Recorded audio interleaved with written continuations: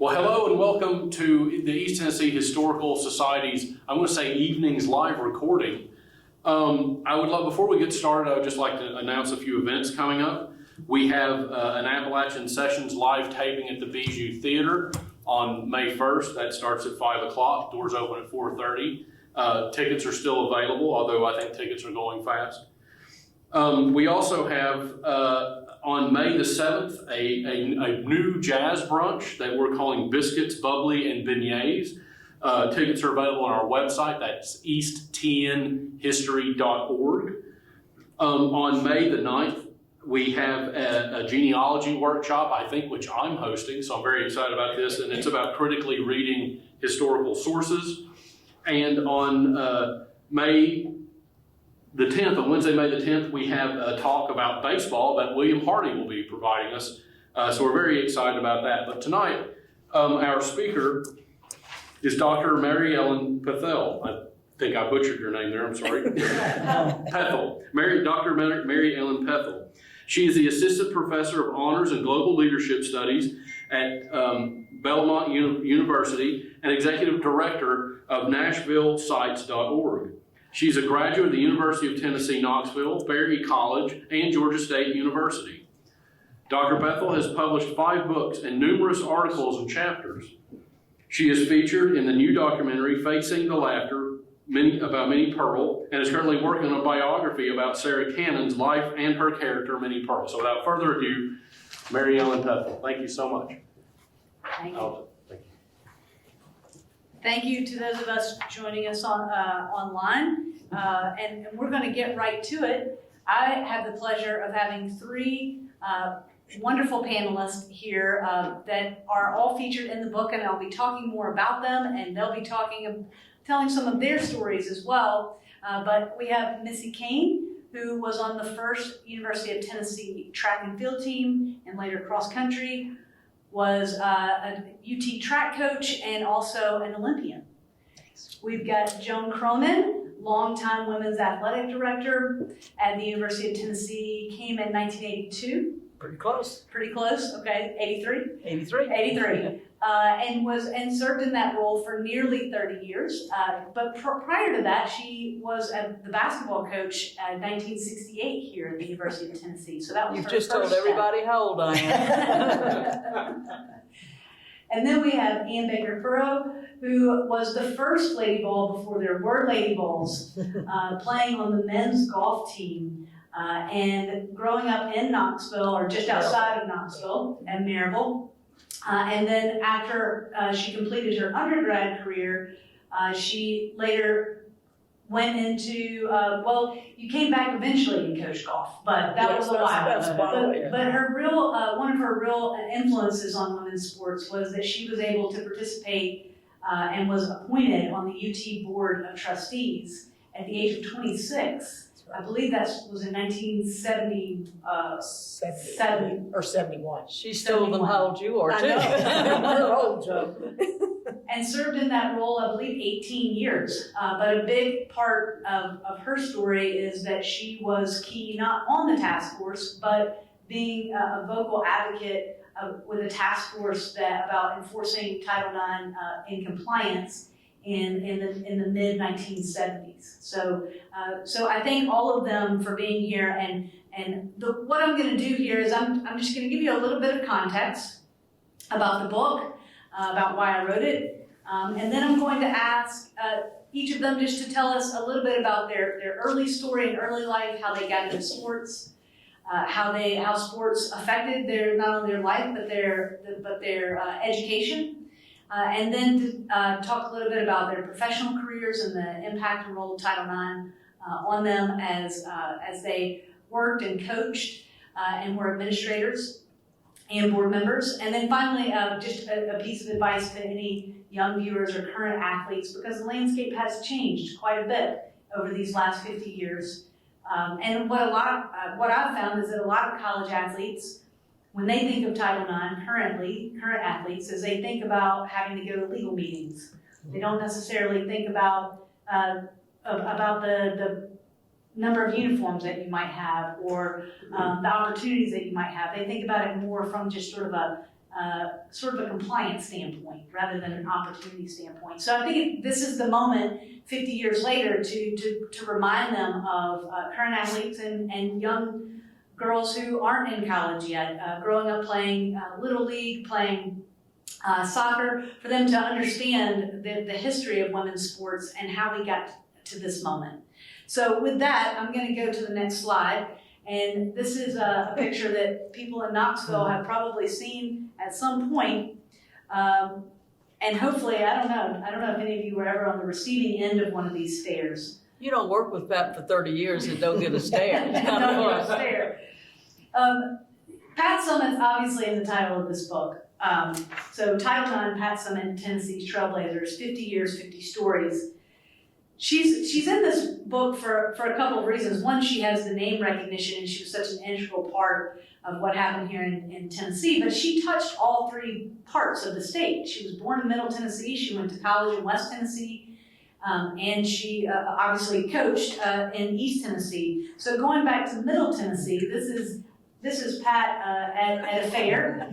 And I like to say that this kind of looks like the stare that she later developed. So she really worked on that for a long time. But you can also see her identification card there for Ashland City. Interesting that she lists her weight at 110, which was probably accurate, but she listed her height at 5'5", and she was really 5'11". And so she was always a little bit self-conscious about her height, at least growing up, that her nickname, because she was so tall and skinny, was Bone, which made for an interesting combination if your last name is Head. But everybody has a Pat Summitt story, right? And so I did not know Pat Summitt well. I really didn't know her at all, but she loomed large as I was growing up as a student and as an athlete in the early 1980s and early 1990s when I was in high school. And then coming to the University of Tennessee, I played a year of college basketball at Berry College, and then decided that I wanted to spread my wings in a different way. And so came to the University of Tennessee, did not play basketball, but was here from 1996 to 1998, if you will recall, which were very good years for Lady Vols basketball.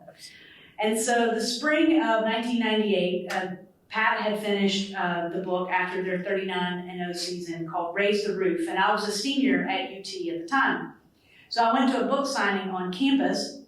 I handed her the book, we traded some small talk, and she asked I told her I just finished my senior thesis in history, my honors thesis.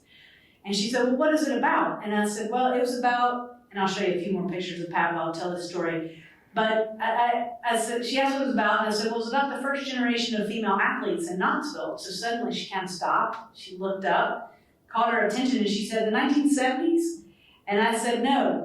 Way back, knickers, not Nike. I was talking about the 1890s and early 1900s, that first era of women's basketball and women's sports that lasted for about 30 years and then unfortunately fell victim to sort of a cultural backlash where they went to an intramural system until Title IX from the 1930s through the 1970s. So she smiled and looked up at me and kind of laughed and said, I'd like to read that. And I know that's just a thing that people say, but because Pat Summitt said it to me, I like to think she meant it. So then she asked about my plans after graduation, and I told her I was headed to Atlanta to law school. So she inscribed my book to Mary Ellen, Raise the Roof in Law School, Pat Summitt. Obviously, law school did not work out. History was my true passion, teaching and writing, storytelling.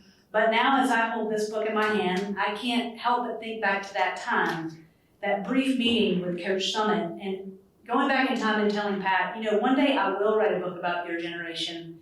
One day I'll write a book with your name in the title. And so I feel like that as this book expanded, I started with the idea of 15 or 20 people that I wanted to interview as I knew that the anniversary for Title IX was approaching. I knew it took about 2 years to write a book. This was an idea I had during COVID. And called University of Tennessee Press. They gave me the green light, and so I started interviewing people, and it became an organic process from there because I didn't know everybody that should be in the book. And so as I would talk to people, they'd say, well, you really need to talk to so-and-so, or have you included or interviewed this person or that person? And it just grew from there. Joan, I think, added at least 7 or 8 chapters to this book.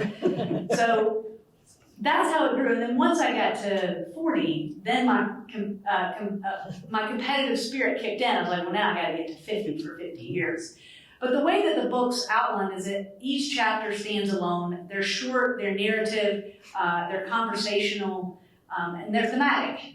So they're generally between, I'd say, 6 and 9 pages. And then there are some that aren't full chapters, but rather more vignettes that are people that either there wasn't quite enough source material that I could get, or that I didn't want to be too heavy-handed with a particular sport or a particular school, but I wanted to still include them and have them in the book. So 35 chapters, 15 vignettes equals 50.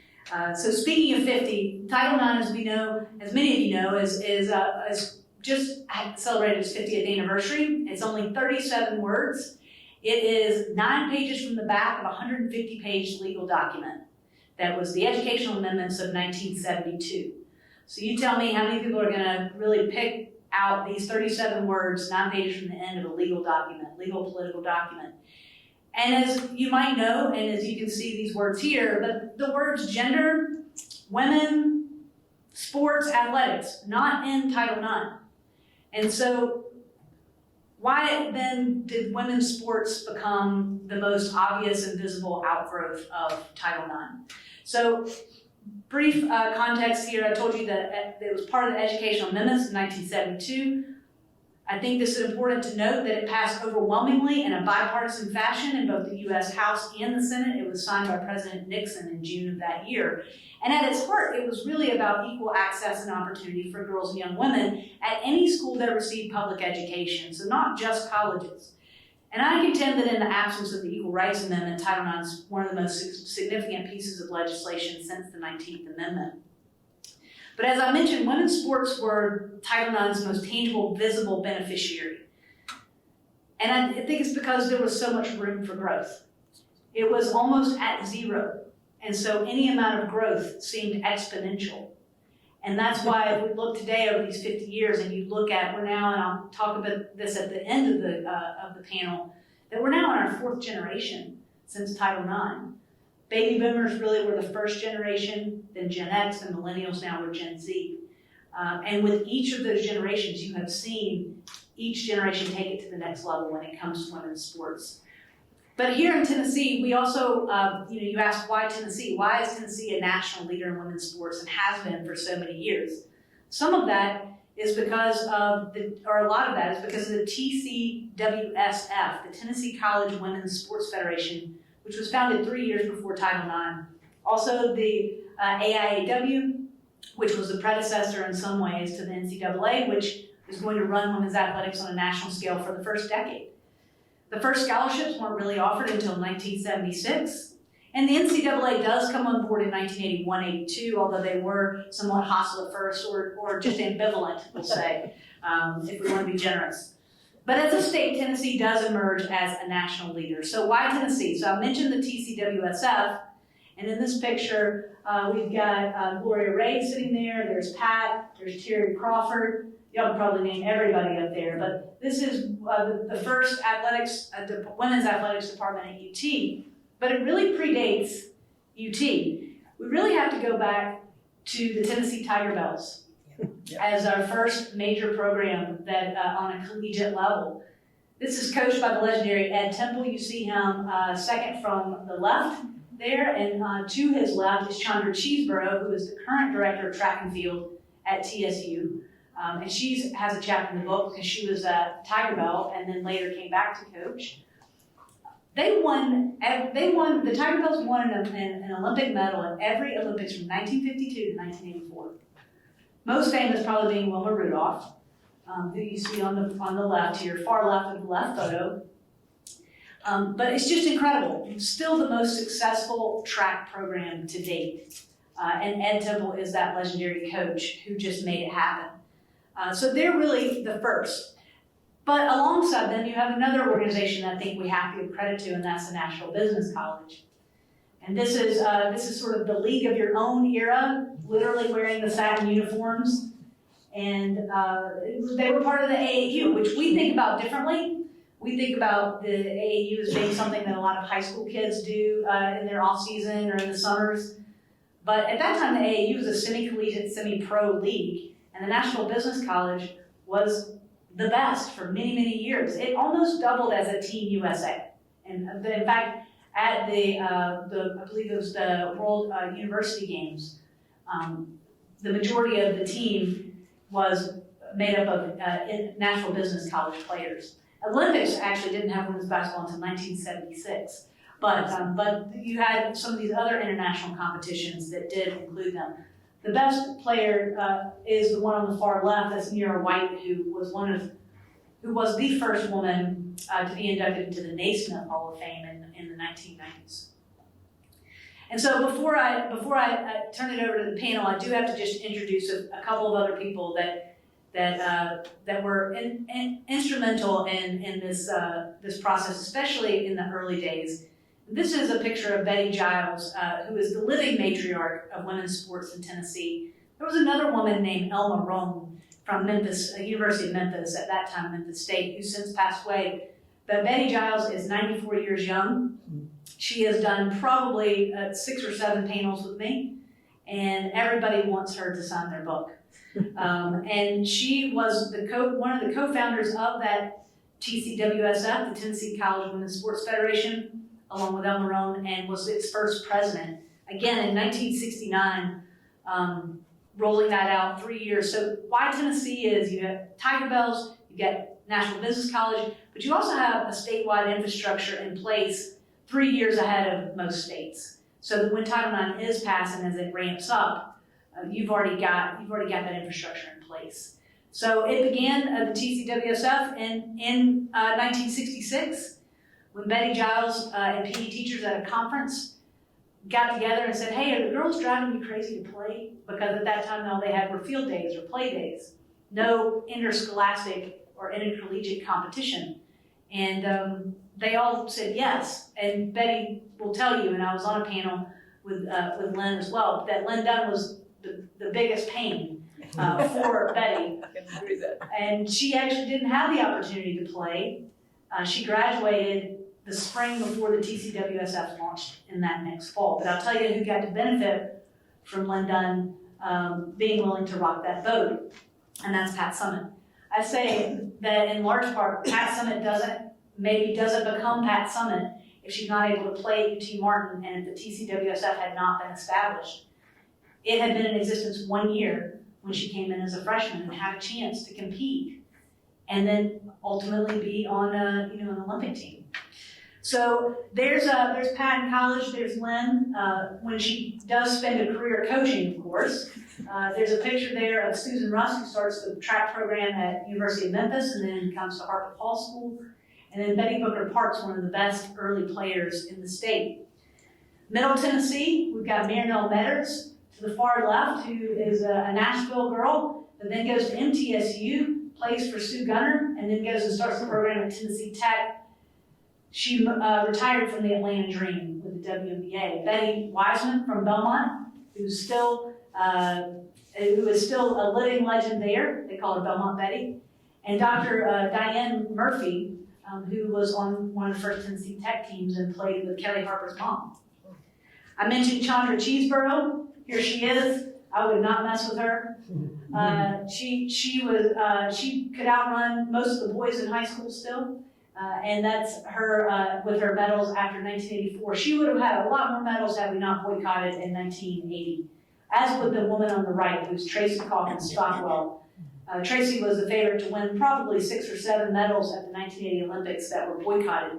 But both of these women came back and won medals in 1984, multiple gold medals. And that brings us to East Tennessee and the women that we have on this panel. But a few that aren't here that I wanted to highlight. Got Debbie Jennings on the far right, because it's not just athletes and coaches, it's other people that helped to build women's sports, and she was the first sports information director at the University of Tennessee. Terry Crawford, Missy, who was your coach. Gloria Ray, the first athletic director, and Janice Shelton, who established women's athletics at East Tennessee State University. You know who's in that picture with her? You recognize who that is? John Wooden. I was going to say, it looks like John Wooden. Yeah. This is a crazy angle. It's crazy. And then finally, I just wanted to mention Carolyn Peck will be inducted into the Women's Basketball Hall of Fame this weekend. Congratulations to her. Her chapter in my book is called Nothing But Net, and that is exactly who she is. And she was the first African American coach hired by Pat Summitt, and then later became the first African American coach to win a national championship. But she's from Jefferson City and played at Vanderbilt, so I wanted to give her a shout out as well.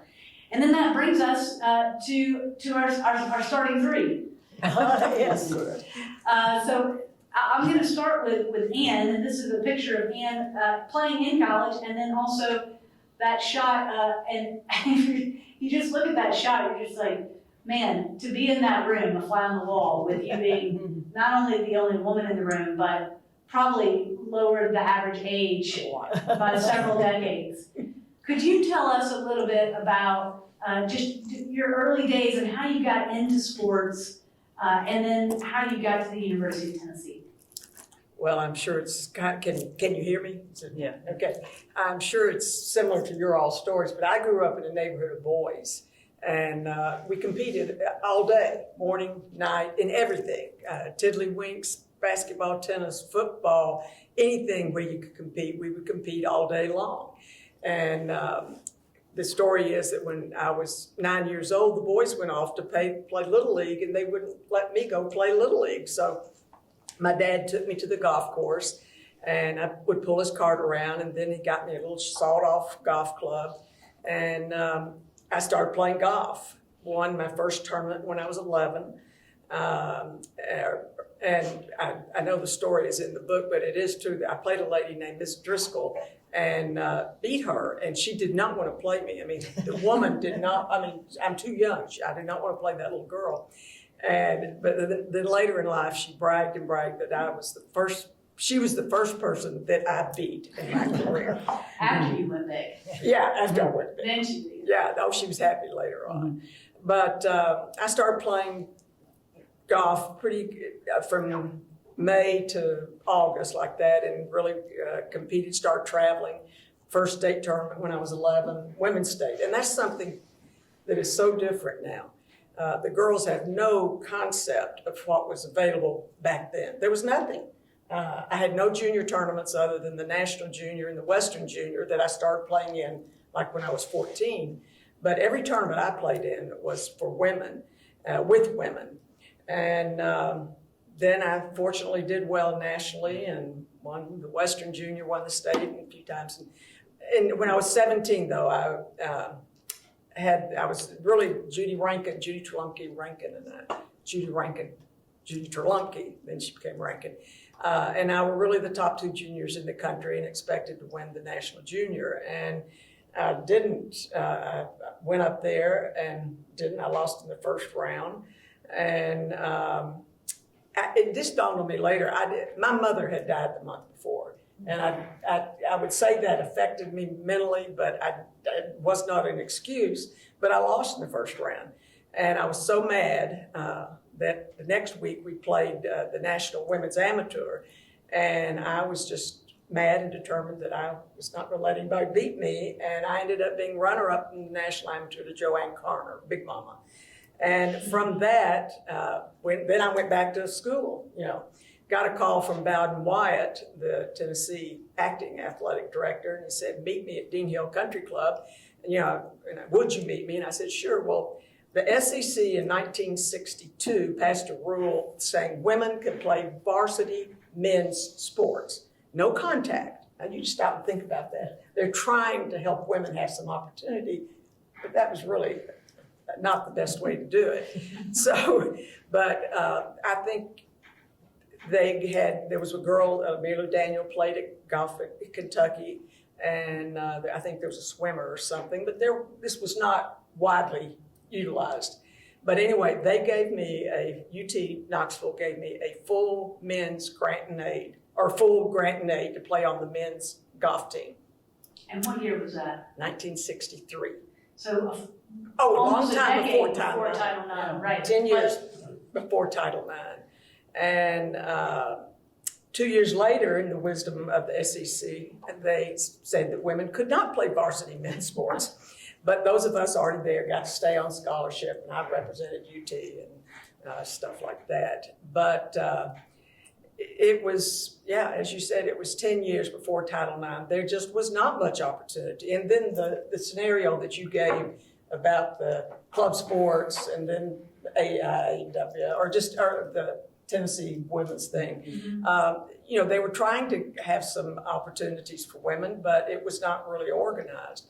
But I was just very fortunate the men were nice to me. People always say, were the men nice to you? The golfers, and yes, they were. The ones that didn't want to, who weren't well, they weren't ugly to me at all, were the guys I was playing did not want to lose to a girl. So that was the difference. And I had no advantage. I had to play from the men's tees. It was, you know, it was just not a well thought out decision to offer girls the opportunity to play with men. It was almost more of an experimentation. Yes. But you were the first lady ball. Yeah. Scholarship Yeah. athlete. And as you said, when I interviewed you, I had to have you explain grant. It's grant in aid. Grant and aid. Because it's effectively a scholarship. It's just packaged a little bit differently. But I mean, you got paid to go to college. No, it was a full. It was I mean, a full it was a full scholarship. scholarship. Yeah. It was for it paid everything: food, room, and I got $15 a month for laundry money. And you're talking about what it's like now out there, the NIL and all that. Oh my goodness! But that's what every man on scholarship got. That was it. That grant and aid. Yeah, grant and aid, and they gave. And the scholarships today are still actually grant and aids. Are they? Yeah. Okay. That's great. That's great to know. But I knew I didn't want to be a pro. That's a tough life. And I was very active on campus. You could not do what I did now, because when you're a Division I athlete, you have to be so committed, and it takes so much of your time year round, not just, but I wouldn't touch a club from August. Well, no, that's not true. When I was playing on the team, I did. But you could not do, you know, the way I did. And I got very active in school, on campus, and in student government and sororities and stuff. And, It was a different time for athletics. Well- and especially any women playing sports too. It was sort of the side job, not the main job. right. But anyway, I fortunately met my husband. He had founded Phi Delta Theta fraternity at UT, and then 4 years later, I was sweetheart of Phi Delta. And he came back after service, and we had our first date, and I said, that's who I'm going to marry. So anyway, I graduated early, and it started a life. He was in law school and started a life in Knoxville. And then one day when I was 26, I got a call. I can tell you the whole story, but it was really a funny story. That's the picture. That's the story behind the picture. The on story right. behind that picture. Uh-huh. I was 26 years old. I was lying in bed, and Sam came in with the morning paper, and he flipped it up and said, look, you're not going to believe this. It says you're going to be appointed to the Board of Trustees of UT. And I went, really? I mean, I had no idea. Weren't you pregnant at the time? I was pregnant, yes. And So you're about to be a new mother. yeah, And that's the news you get. yeah. And got a call from Winfield that afternoon. He said, would I like to do it? And I said, absolutely, I'd love to do it. And when you're in school, what you hear is the old men that smoke cigars. Mm-hmm.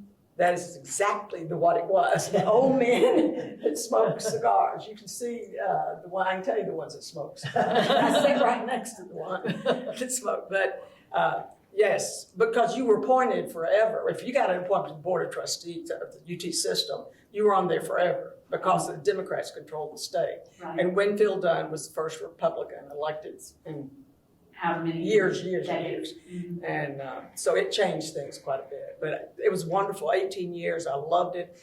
And I did get to be involved in the women's, I can talk about that later or whatever, but when Title IX came around, there was a trustee committee to study Title IX. Then there was the task force. But the decisions were probably going to be made by the trustee and actually by Dr. Ed Bowling. That's right. Because he is the reason we were separate.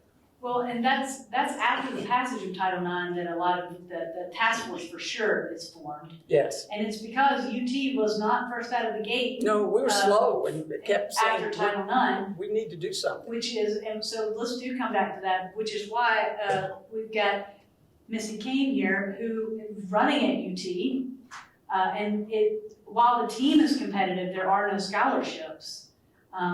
And You that's, didn't have a scholarship, Missy? Yeah. Oh, my gosh. and so that was I in had no idea. 73. 73, yeah. And Yeah, so these are some pictures of her, but I will say the college picture is there on the bottom right corner. And her daughter's on the left, just to show a little family resemblance there. But you grew up in Nashville. How did you get into track? Because I know that you were good at the 600 back when they had Presidential Fitness Awards. Presidential but you Fitness didn't Award. really know you were going to be a runner and an athlete until you stumbled into it. Divine intervention. That's what it's called. Because I went to school, Harpeth Hall in St. Cecilia, and Edwina Temple was one of my, she was in the same, Oh, when you're classmates? yes. Well, she was 1 year younger, but she was president of our school at the time. And I liked playing with the guys and all that, but there just weren't opportunities. That's what Title IX is all about now. When I went to St. Cecilia, the only sport they had was basketball. Mm-hmm. And I was a cheerleader, and it wasn't very athletic back then.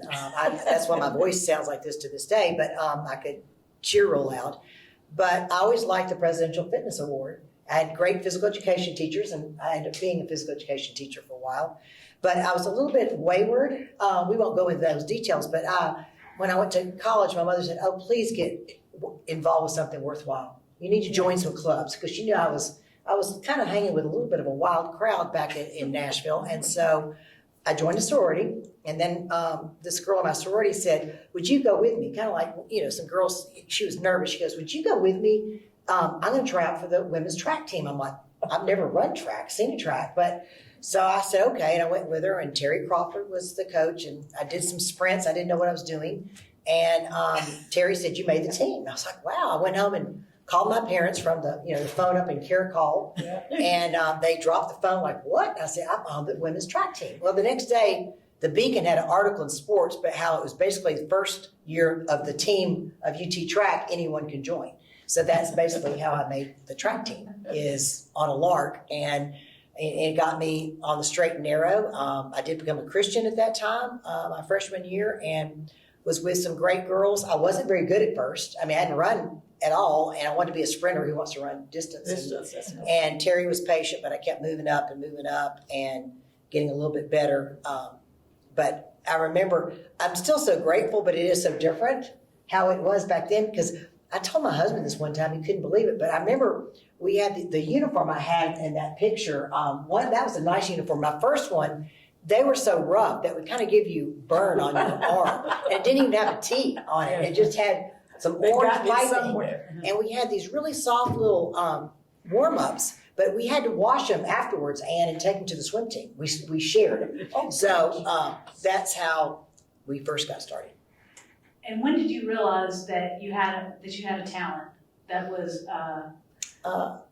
Yeah, I guess, it takes good coaches, and Terry saw a talent, and I was in physical education department and had a lot of good coaches back then and teachers, and I got a little bit better, and I qualified for the Nationals, AIAW, not NCAA, my sophomore year. So I did go to Nationals, and I got a little bit better, captain of the team, won the meets around here. I went to Nationals and never made it in the 1500. My event was the mile. I never made it to the finals, but my senior year, we did mostly relays because we had a chance to get top 5. We got 4th in the country.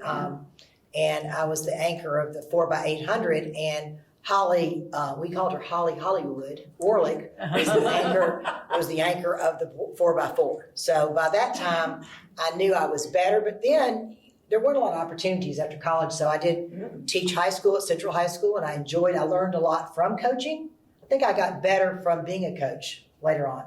I was young and stupid. I coached boys track, girls track, cross country, cheerleading, and volleyball. I'd never seen a volleyball game in my life. And so I coached volleyball. But then I went back to get my master's degree, Tom Cronin was my professor when I got into exercise science. And I would jump in with the women's team Terry was coaching just to do something. And I knew I was still pretty good at run here. But anyway, I ended up, I guess 3 years later at the age of 28 making the Olympic team. So it was walking in the opening ceremonies. I think I had tears in my eyes thinking, good Lord, you are good. 11 years ago, I was a walk-on at UT, and now I'm walking in Los Angeles Stadium on the Olympic team. So it was Title IX really opened up a whole new world for me.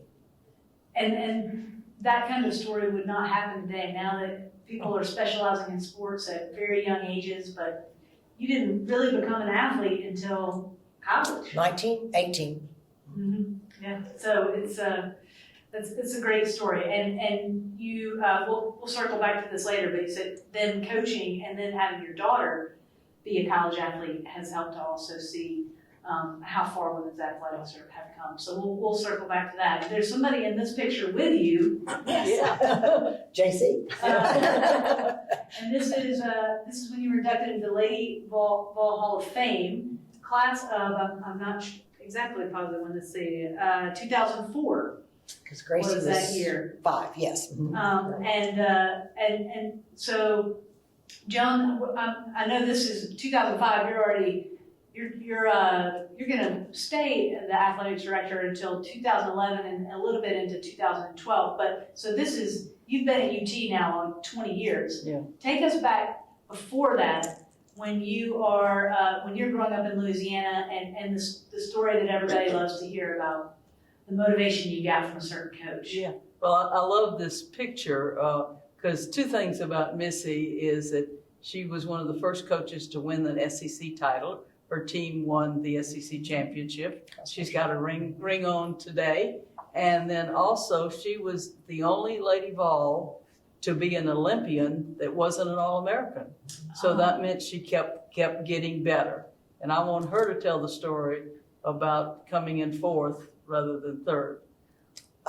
Well, Joan was very good. Yeah, I got invited to the Olympic trials. So you have to make a certain time. So I ran fast enough the year before to make it to the Olympic trials, but I never had a thought of going to the Olympics. It never was a dream of mine. I thought maybe I could get a ticket since it was in Los Angeles, but I made the time, and about 30 women qualified in my event, and you go through prelims, semifinals, and finals if you can get through that far. And I was always a nervous Nelly. And I remember going to Athletes in Action, which is a Christian group, and they would kind of help calm me down. And I had Bible verses written in my warm-ups and stuff. And I barely made it through. I even made it through to the final. And I was a nervous wreck. And I remember waking up thinking, I don't know if I'll do well. I don't want to get last because there's a lot. Mary Decker was the big world champion, and she was, everybody knew her, and a lot of big names out there. But in the race, right before my race in Los Angeles, there was a Paralympic type of race with women in wheelchairs, some and struggling, but they were giving it their all in the same event, the 1500 in wheelchairs. So I talked to myself and I said, Missy Kane, shut up and get out there and do your best and be grateful for what you're here, And I think that helped my mindset. And every lap, top 3 make the team. So every lap I was picking off a few people, but I was like 7th and 8th with about 2 laps to go. 1 lap to go, I was in 6th place. And all of a sudden, I passed a couple of girls that were supposed to make the team. And I was way off the first, but I said, if I dig down deep, and I followed the verse, I fought the good fight, I finished the race, I've kept the faith. And 2 Timothy 4, 7, and 8, and I thought, if I give it my all, I can at least get a couple more seconds out. Just do your best. I passed 2 girls right at the finish line and came in 4th. And it was by far my best time, 4:06, which is 4:25 for the mile. In college, I barely broke 5 minutes. I was like 4:55. But I was grateful. And even though I was the alternate, I was just grateful that I'd given my all for that race. So many times I would not do that, but for that one I did. But I get back to Knoxville, and about a couple days later, I get a call, said, is this Missy Kane? I said, yes. They said, well, congratulations. You're on the Olympic team. Mary Decker has decided just to do the 3,000 meter and not the 1,500. So, I tell that story, thank you, Joan, to kids that you never know what can happen. You never know. Don't give up just because you're not in the papers or you're not best on your team. You never know what can happen. So that's also, you really must, I don't know if you read the top of the slide, but that hers says, I finished the race, but it's from that Bible verse that you wrote down before that race. And that was such an incredible story. And for the Olympic junkies out there, the people who really love Olympics history, I also tell in the chapter a moment that really impacted me, because Mary Decker chose to not do the 1500 instead, she chose to do the 3000. And then at the Olympics, that was the race in the 3000 where she was tripped, Zola Budd, and made one of the most iconic and agonizing photos in sports history. So it's just, I don't know, the connections and the hard work pays off. Yeah, So, and Pat Summitt was, she was on, out there in Los Angeles too. I was Right. too. Yes, right. Joan I was was too, too, yes.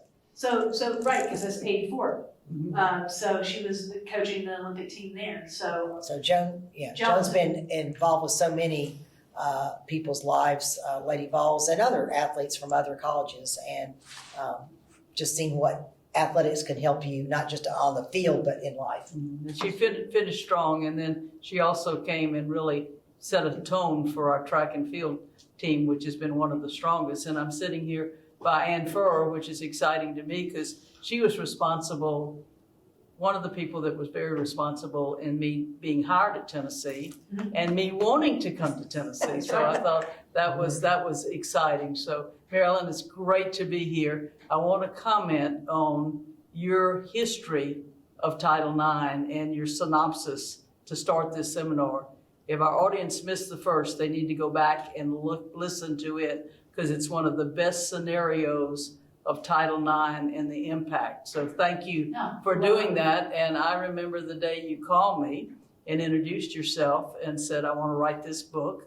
And we started talking about Tennessee and the impact. And, you know, when you think about 50 years and 50 stories, you could have easily done 100. Because they're that, you know, Tennessee had that much impact locally and nationally. When I see Wilma Rudolph, I did a speech the other day that was talking about Wilma Rudolph and Pat Summitt and comparing them. And most of our audience probably don't know both of them came from Clarksville. They both have statues in the city park. And they have statues right there. So, but thank you for that, and thank you for writing this book, because every time I pick it up and there's somebody else in there that had a huge impact. And you not only covered the superstars, but you covered the people behind the scenes that really, I think about Janice Shelton. Janice Shelton, East Tennessee State, was one of the best athletic directors I've ever worked with.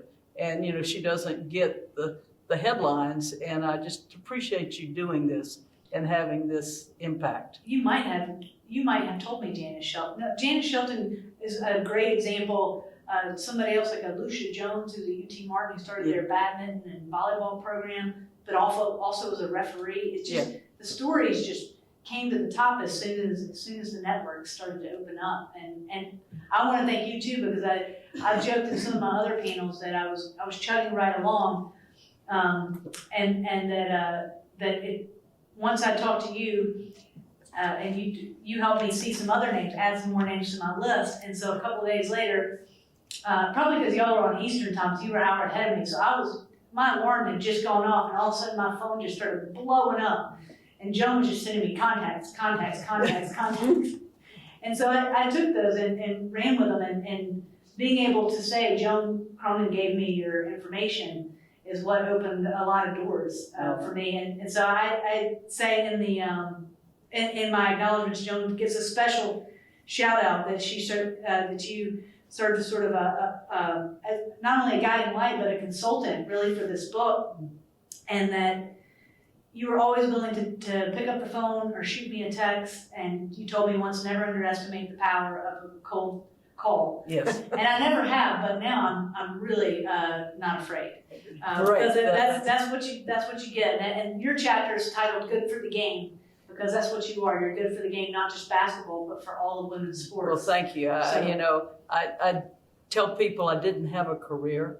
I had a journey, and I'm so thankful for that journey. And it really started, like Missy and Ann, growing up playing games and playing ball. And, I grew up in South Louisiana, and our house connected to City Park.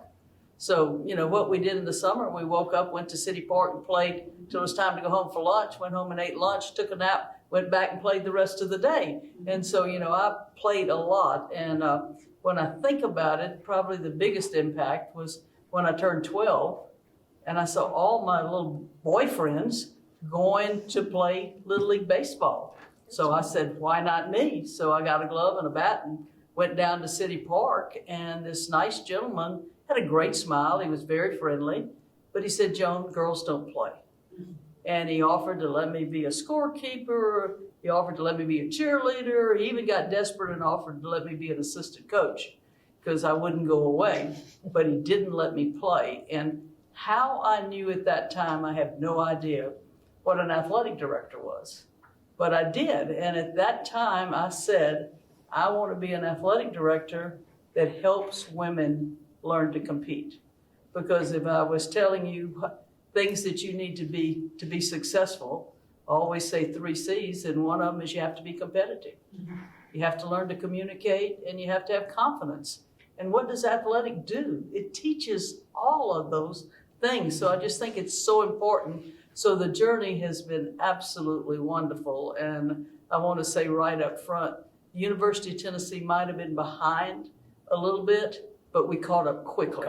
Very quickly. And I say that Tennessee said yes to women before it was really cool. And they said yes in a big way.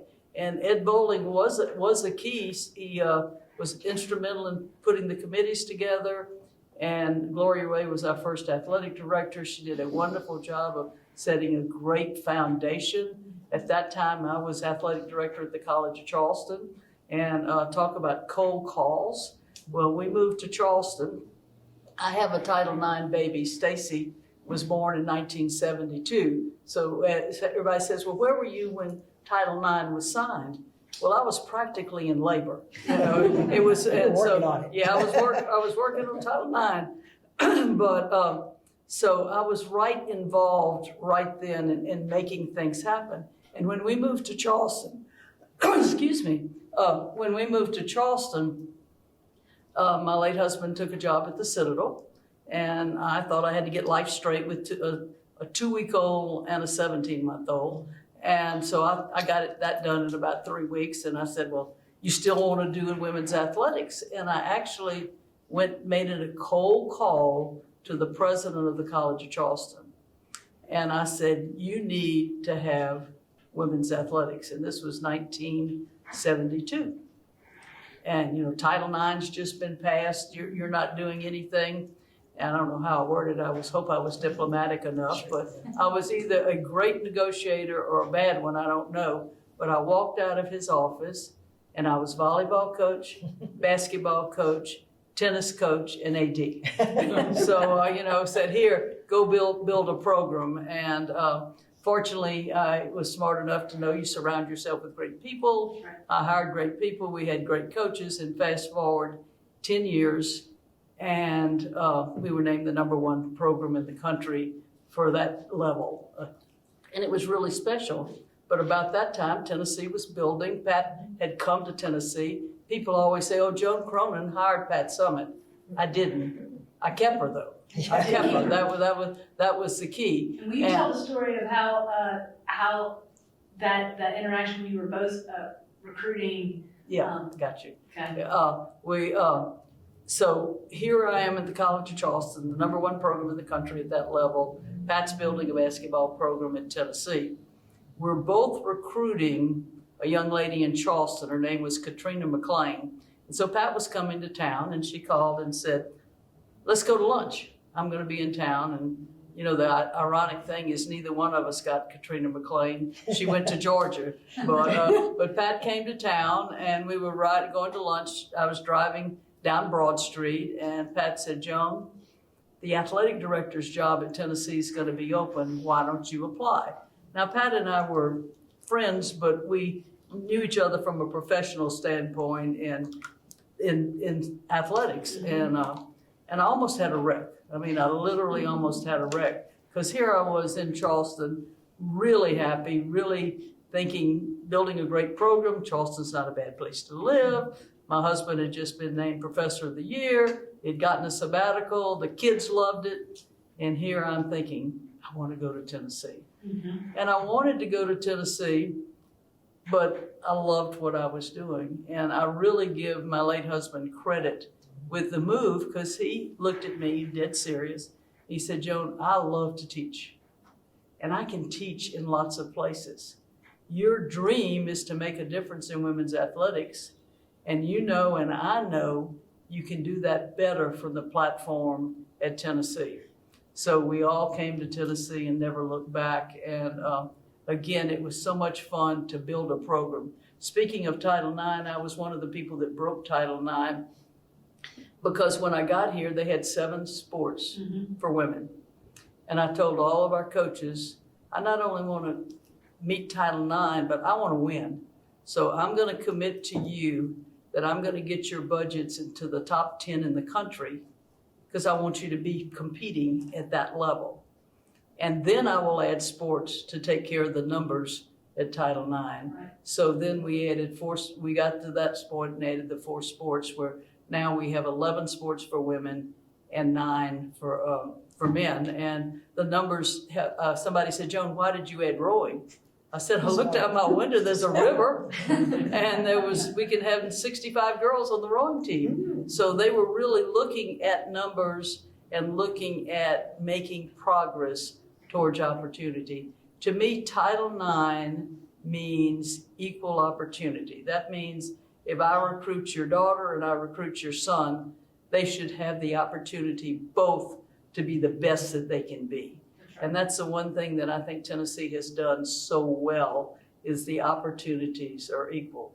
I don't have to do a study. I don't have to be a writer. All I have to do is get on an airplane. And I'm sitting next to a couple, and they asked me, I introduced myself, and I'm Joan Cronin. I'm athletic director at Tennessee. And they smile. And usually the next words out of their mouth are, I have a daughter who. And they go on to describe to me the athletic ability of their daughters. Title IX is working when moms and dads, grandmoms and granddads want the same opportunities for the daughters as they do their sons. That's what Title IX is all about. That's right. That ground up approach, where it's like the fan base is because they're family and friends, and so they support one another, both girls and boys, as they grow up, and expect the same all the way through. Before I'm going to give y'all each one other just question to wrap us up, but Joan, I changed the slide. I'll make you turn around funny one more time. But there's a story about the dressing rooms at Thompson Bowling, and the reason that I point this out is something that I realized in writing this book. Because listen, when you write a book, you don't know well, you might know something about it, but you become an expert on something once you've done all that research and all those interviews. And I was able to, through all of that, kind of rise above it, sort of a 30,000-foot view, and realize that Title IX was a blueprint. It was really a blueprint, and it was the female administrators and coaches and athletes on the ground that were the change agents in Tennessee. And that's why y'all are trailblazers. And that's... I thought it was just because we were old. No. You used it in different ways. Yeah. And sometimes it was used as a last line of defense. Other times you had to leverage it more as an offensive weapon. It was a law you could hang your hat on, but you were the ones that found the ways to collaborate. You knew when to pick your battles, when to make a phone call or talk to somebody, how to build those relationships. And as you said earlier, that Tennessee, University of Tennessee, but the state of Tennessee also more broadly, is that as women's athletics began to grow and win, then people in Tennessee became fans of women's athletics. It was a reciprocal relationship. So winning breeds winning is what John Wooden said. And suddenly it became part of the identity and the chemistry in the state of Tennessee, but particularly at the University of Tennessee. But there were a lot of male allies. There were sometimes people that you had to go up against or to challenge. Mm-hmm. But Joan, the story that if you don't mind, I'll have you tell is about the importance of building relationships and community as you're trying to grow anything, whether it's women's sports or something else. Well, I start off with the idea is I want them to be on my team. I'm not anti-men's athletics at all. We work together. In fact, I was inducted in UT's Hall of Fame just last week, and I recognized Coach Dickey, who was the male athletic director the majority of the time that I was at Tennessee. I worked with Doug and Mike Hamilton the most, and we couldn't have done it if we didn't work together, and that was real important. Now, sometimes you had to push your hand down a little bit and draw a line, but most of the time they wanted to be on your team. In fact, when I took the job at Tennessee, Thompson Bowling was under construction, and during the interview, both Dr. Bowling, Jack Reese, who was the chancellor, and Pat Summitt said the women are not going to play in the new arena, they're going to play in Stokely. And Pat was all for that because Pat looks at the court as her classroom. And she thought, if I have Stokely, I don't have to worry about anybody else scheduling it. It's mine. I don't have to share. And my feeling was you only get one chance to make a good first impression. So I drew the line in the sand and said, if y'all want me to be athletic director, we have to play in the new arena. And they said yes and hired me. And the first game, we sold out the arena, and I had to give tickets to people who were standing outside. One of the nicest notes I ever got from Pat, she just simply said, "You were right." And so they really didn't have locker rooms built in because women weren't going to play. So we took over a visiting locker room, and then as we went along, the men had gotten a bigger locker room, so we needed the equal opportunity. And I can remember walking into the office one day, and somebody came in the office and said, this associate athletic director said, you were going to get that next locker room over his dead body. And we were going to take over another visiting locker room. And it made sense to me. We didn't need it 99% of the time. And so I thought, So I could have done a lot of things. I could have run up to the president's office and said, you have to give us a locker room. We're violating Title IX. But I didn't do that. I simply picked up the phone immediately, and I called this particular athletic director, and I said, when am I going to your funeral? And there was dead silence on the other end, and then he started laughing, I started laughing, and I said, come on down to the office, we need to talk. And so we talked, and we got the locker room, and life went on, and so that was good. But I sometimes think you need to use humor, but I don't like to just threat of the law. I wanted to use it. It was nice to have the law there, but I wanted to do it because it was right. And in a way that everybody can get on board and be part of the larger community, because it's a larger athletics community.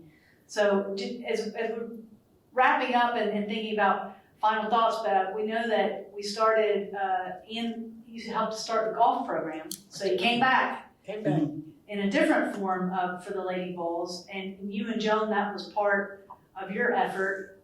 What role did you play in that, and with the Coach Furrow? Yes, and with the clubhouse also. Well, being on the board of trustees, you're also the trustee of Chattanooga. You see Memphis. I saw these other state schools, and they would basically get some volunteer in the community and tell her, go coach the golf team. So I said, Joan, we will not start a golf team until we can do it right. And our son went off to college in 1991, was going off. And so I think in 1990, I told Joan, I said, Joan, I'll give you a couple of years of my life. Let's go start the golf team and do it right. And we did raise $2 million to endow the team. We did very well. I talked to a coach at a men's tournament. I said, if we really give it, what should we expect? And he said, well, maybe within 5 years you could, or 3 years you'd be the top 15, 5 years. Anyway, we set our goal to be a top team immediately. And we did make that. We were in the top 5 in our 5th year. Wow. Yeah. International recruiting and things like that. You had to learn some new things, but it was great. I loved it. Then we hired a coach after 9 months or after a year. And then I was her assistant for a year and a half, and then became the volunteer assistant, which meant nothing. I got uniforms, but I did a lot of traveling, It was a great experience. And so we did, But then to help put the icing on the cake, one of the things that most good golf teams have is a practice facility. And so Ann helped us recruit Bonnie Blackburn, who was a local female golfer who we just, one of was the like most, my mother. was After my most mother admired died, she was- people, and Ann both contributed to our, so it's a Blackburn Furrow Clubhouse. And every time I drive in from the airport, I say, thank you, Lord, because it's so pretty. So the prettiest piece of land. and nice It's one. so well done, and it just makes me feel good that her name is on that clubhouse. And the legacy it's the gift that keeps giving. Yeah. Yes. It's fairly new, right? 5 5 Seems like about five that. years. Right. Seems like just yesterday. Yeah, it does. And But, speaking of time, because it hasn't been quite 5 years, but then your daughter comes to UT.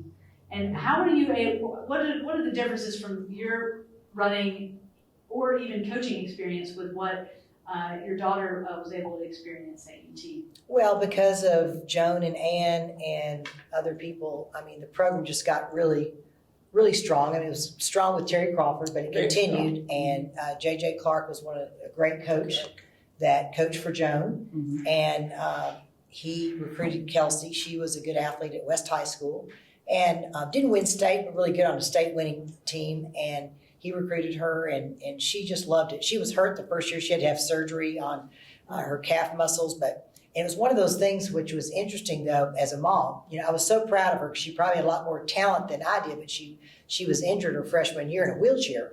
But, and I even told her one time, then she came back and she was struggling, you know, because of her legs were hurting her, but she kept, you know, going. And I said, Kelsey, you don't have to do it for me.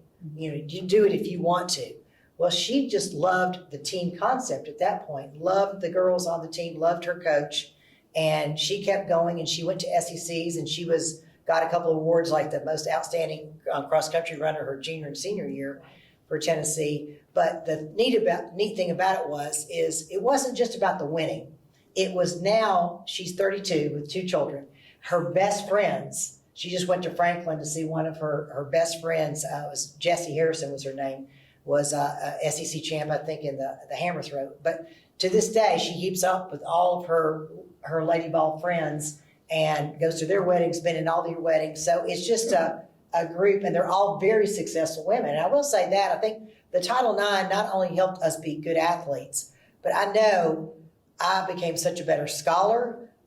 Doors opened for me in television. I ended up working television and got to go overseas and work for NBC some. And the girls I coached, Patty Wiegand was one of the top athletes, national champion 3,000 meter, Jasmine Jones She was Valerie. runner-up to the NCAA Woman of the Year. And she's a doctor. I mean, I think Title IX is more than sports, Oh, it is. obviously. And No question. I think it gives you confidence, like Joan said. And I ended up being a cross-country coach, and all the other guys, they were all men I coached with, even if it was women's cross-country. I was the only female. But like Joan, I kind of learned from Joan. I got along with them. I was competitive, but I got along with them fine, you know, because it did give you confidence. And then being the first sports anchor in Tennessee, it was tough, but I was around guys a lot at that point. So I think it was the confidence and seeing some, even my walk-on girls that I coached. I saw one the other day. Not that they were SEC champs, but they were champions because they did the best they could, and they went on and became such good workers, mothers, you name it. I think it's all because of our opportunities that were given. A rising tide lifts all boats. Yes. And even though you have this visible thing you can point to with women's sports because of Title IX, it's also why you have more women who are doctors and lawyers and in STEM. And I brought up one more slide with some statistics to show you over the last 50 years. There's been a 614% increase in growth of collegiate women's athletics since 1972. Again, it's not hard to grow that much when you start with so few. But the number that you might have heard, and that many of us have heard in celebrating Title IX, it went from 1 in 27 girls played sports to 1 in 3 ages 6 to But you talked about the other skills that it gives you. It's not only teamwork, but it's time management. It's collaboration, it's competitiveness. It's so many life skills that are part of playing sports that Title IX didn't just help athletes, it helped everyone. But I think for a lot of athletes, they gained so few of us, such a tiny fraction of a percent are ever going to make money playing sports. It's the other skills that we gain. Another stat that I like is 94% of female executives have played. A 2018 study showed that 94% of the female executives have played in organized sport.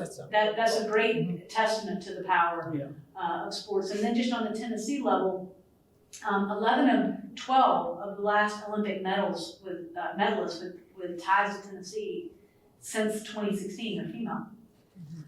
And 58.4% of Team USA's medals in the Tokyo Olympic Games were won by women. You see this turnover when you do hit the 1990s for sure, when the 96 Olympics, where you have women's gymnastics win gold, basketball, softball for the first time win, soccer for the first time win, and sometimes even often called the Title IX Olympics. And that was the era that I was growing up in. So I'm just going to end with this and then thank our guest, and we'll wrap up here, and we'll see if we have any questions. But so, as I mentioned, as I came of age in the mid-1990s, I was fortunate my parents fully supported my athletic endeavors. And I was also fortunate to play on some really good teams. I was also fortunate enough because as a freshman in high school, I was the only guard who could dribble with my left hand. So that was an advantage too. But on that high school team when I was a freshman, and they were all pretty successful. My freshman year, we went to the state finals, and I was the starting point guard. I was 14. And we had some superstars on that team. We didn't win the state championship, we were runners-up, but the star of the team was a girl, now a woman, named Consuelo Daniels, but everybody called her Nene. She's 6'1", 6'2". Nene Daniels, today she's Nene Saxton. So Nene later graduated and went on to play at the University of Alabama, which reached the Final Four in 1994. Her daughter, Victoria Saxton, just finished her last season with the University of South Carolina playing for Dawn Staley and winning a national championship last year.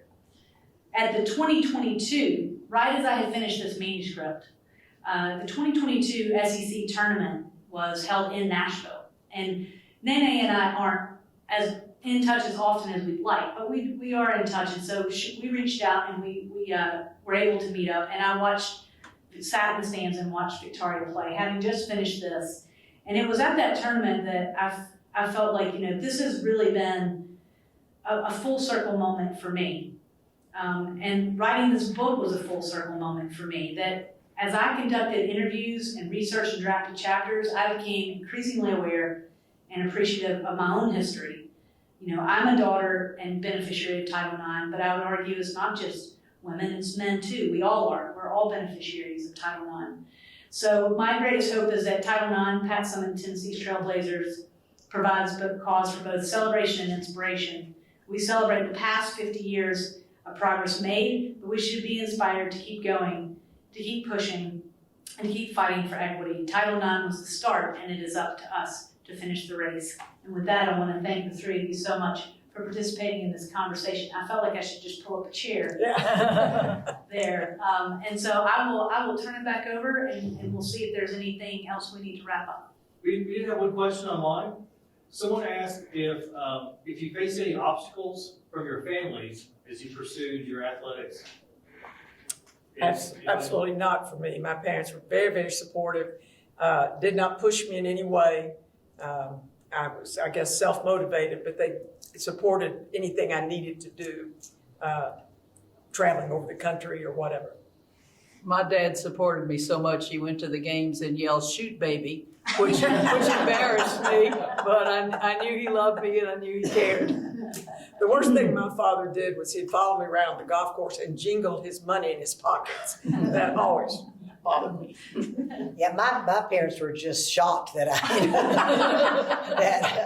ended up, I think they were very, very proud since I started so late as an athlete that I did well, and really that I hit I always say, track and field got me on track as a person. So they were very supportive. But my dad, he came to a couple of meets. He was a traveling salesperson. He had tears in his eyes at the end. I won some cross country meet over on Cherokee Boulevard, and he had tears in his eyes. He was so proud of me. He went, honey, don't try so hard, because, coming in with, I was like slob coming in, I was just exhausted. He just was worried. He said, you don't have to try that hard. Anyway, so they were very supportive. And I think because of how it developed me as a person, not just on the track.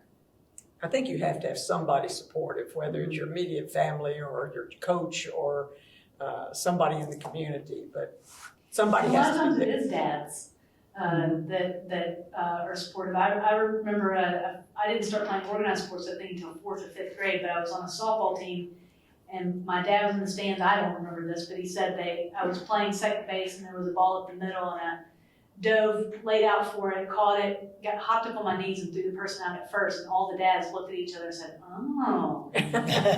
So I think that family support, but also like realizing that you have a special talent and a passion for something is a big part of it too. So it's just not even that it's support for just sports, but just supporting you in general is important. In closing, as I was thinking, we're having the women's basketball Hall of Fame induction this weekend, and I think about your book does what the Hall wants to do in celebrating, honoring the past, celebrating the present, and promoting the future. Absolutely. Thank you, Joan, for that. I appreciate that. I appreciate the three of you more than you know. I feel like I've written this book, but I've gained a lot of friends in the process, and I just feel so fortunate. So Thank thank you. Thank you. Thank you all. Mm.